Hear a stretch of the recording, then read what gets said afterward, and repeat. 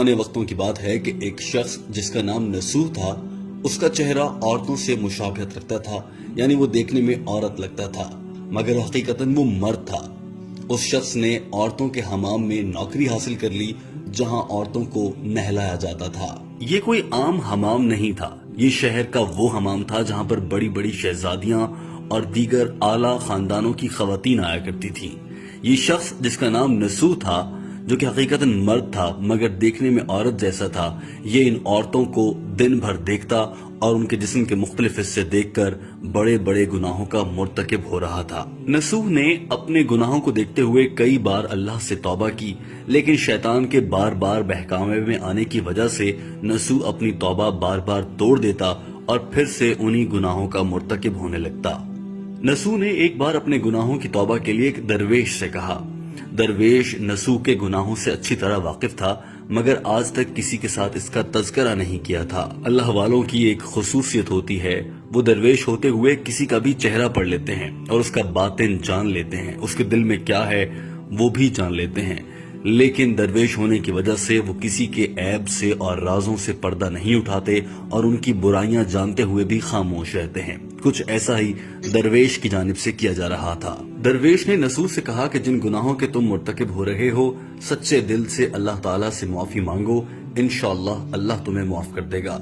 نسوح نے معافی تو مانگ لی مگر اس کے باوجود وہ حمام میں کام کرتا رہا اور عورتوں کے بدن دیکھ کر اپنی لذت حاصل کرتا رہا۔ ایک دن نسوح اپنے مشغلے کے مطابق حمام میں موجود تھا اور شہزادیوں کو نہلا رہا تھا۔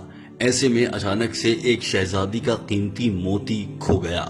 اب اس کو تلاش کرنے کے لیے شہزادی نے کہا کہ حمام کے سارے عملے کی تلاشی لی جائے گی۔ جو ہی تلاشی کا عمل شروع ہوا تو تلاشی کے طریقہ کار کے مطابق اس موقع پر لوگوں کے کپڑے اتروا دیے جاتے تھے۔ نسوح بھی حمام کے عملے کا حصہ تھا اور اس کے بھی کپڑے اتروائے جانے تھے۔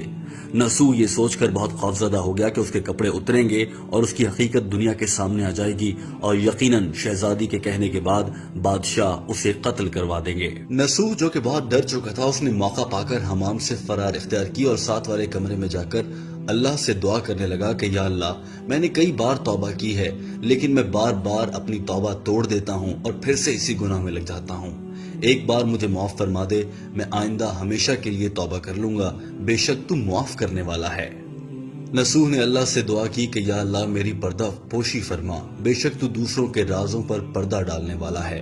نسوح اس قدر خوفزدہ تھا اور اللہ سے دعا میں اس نے یہ بھی کہا کہ یا اللہ اگر میں آج جھوٹی توبہ کروں تو بے شک میری دعا قبول نہ فرما۔ نسوح خوفزدہ ہو کر رو پڑا اور اللہ کے آگے سر جھکا کر زاروں قطار اس حد تک روتا رہا کہ وہ بے ہوش ہو گیا۔ اب نسوح بے ہوش ہو چکا تھا اور تھوڑی ہی دیر بعد ایسا لگا جیسے اللہ نے نسوح کی دعا سن لی تھی اور اللہ نے اس کے سارے گناہ معاف کر دیے تھے اور آج نسوح کی جان بھی بچنے جا رہی تھی۔ نہ صرف جان بچنے جا رہی تھی بلکہ اس کے ساتھ وہ سلوک ہونے جا رہا تھا جسے جان کر آپ حیران رہ جائیں گے۔ اچانک سے حمام میں اعلان ہوتا ہے کہ شہزادی کا موتی مل چکا ہے۔ اس اعلان کے ساتھ ہی تمام لوگ خوش ہو جاتے ہیں اور نسوح جب اسے ہوش آتا ہے وہ یہ جان کر حیران رہ جاتا ہے کہ موتی مل چکا ہے اور اب تلاشی روک دی جائے گی، لہٰذا نسوح کا راز فاش نہیں ہونے جا رہا۔ جب نسوح ہوش میں آیا تو تمام شہزادیوں کے ساتھ ساتھ حمام کا سارا عملہ اس کے ارد گرد کھڑا تھا اور ساری عورتیں اس سے معافی مانگ رہی تھی۔ نسوح کی توبہ ایسی قبول ہوئی تھی کہ نہ صرف اس کی جان بچ گئی تھی بلکہ لوگ اس سے معافی مانگنے پر مجبور تھے۔ نسوح نے سوچا کہ آخر ایسا کیا ہے کہ یہ سب مجھ سے معافی مانگ رہے ہیں۔ حمام کے عملے کی خواتین نے کہا کہ نسوح ہم نے تم پر شک کیا کیونکہ تم شہزادی کے اکثر قریب ہوتے ہو اور زیادہ تر شہزادی کو غسل دینے کا کام بھی تم ہی کرتے ہو۔ ہمارا شک تم پر تھا لیکن ہم نے جان بوجھ کر تمہاری تلاشی میں تاخیر کی تاکہ تمہارے پاس اگر وہ موتی ہے تو تم خود ہی نکال دو۔ دوستو یہاں آپ کو یہ بتا دیں کہ توبۃ النسوح دراصل نسوح کے نام پر ہی ہے۔ یہ حکایات رومی سے لی گئی ہے اور اس کے مطابق ایسا ہی بیان کیا جاتا ہے اور بہت سے لوگ اس حقیقت کو جانتے ہیں۔ دوستو اس کے بعد یہ ہوا کہ نسوح نے توبہ کر لی تھی اور آج اس کی جان بچ چکی تھی۔ نسوح حمام سے باہر نکلا اور ہمیشہ کے لیے فیصلہ کر لیا کہ آئندہ کبھی حمام کا رخ نہیں کرے گا، لیکن نسوح کو اپنے کام پر مہارت اتنی تھی کہ شہزادیاں اس کا انتظار کرتی تھیں۔ اور بار بار مختلف شہزادیوں نے اپنی کنیزوں کے ذریعے پیغام بھجوائے کہ نسوح کو حمام میں بلایا جائے، لیکن نسوح نے چونکہ توبہ کر لی تھی اور اس نے دوبارہ حمام میں آنے سے انکار کر دیا۔ دوستو، یہی وجہ ہے کہ نسوح کے نام پر آج بھی توبتاً نسوح مشہور ہے۔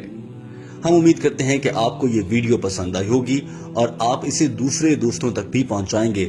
دوستو، اللہ سے توبہ کرنے کا بہت بڑا فائدہ ہے۔ اگر آپ کی توبہ دل سے ہو اور اللہ اسے قبول کر لیں تو انسان کی زندگی بدل سکتی ہے۔